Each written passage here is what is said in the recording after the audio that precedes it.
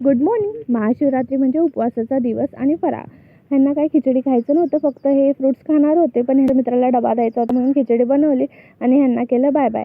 नंतर हे दोन बाळ उठले की ह्यांचं असं मस्ती करायचं चालू असतं. थोडा वेळ खेळला चिन्नू, मग तो झोपी गेला. मग तो झोपल्यावर कामे वगैरे आवरून घेतले आणि थोडेसे भांडे वगैरे घासून ते पोत्यात भरून ठेवले. नंतर मग माझं आंघोळ वगैरे झाल्यानंतर छानपैकी चिन्नूला खाऊ घातलं, पण त्याचे खाताना थोडेसे नखरे वाढलेत. मग त्याला खाऊ घातलं, छानपैकी मालिश वगैरे करून छान आंघोळ वगैरे घालून घेतली आणि क्युटी पाय असं रेडी केलं.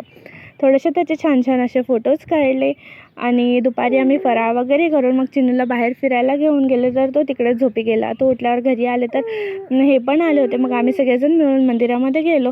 बरोबर व्हायच्या टायमिलाच पोहोचलो होतो आणि 2 मंदिर जवळजवळच होते. मग तिकडे छानपैकी आरती वगैरे झालं, छान छान असे फोटोज काढले. घरी आलो, चिन्नूला खाऊ घालायचं होतं, त्याला काही खायचं नव्हतं म्हणून औषध वगैरे देऊन असं संपवला आजचा दिवस. भेटूया परत. पेजला फॉलो करा, चॅनल सबस्क्राईब करा. बाय.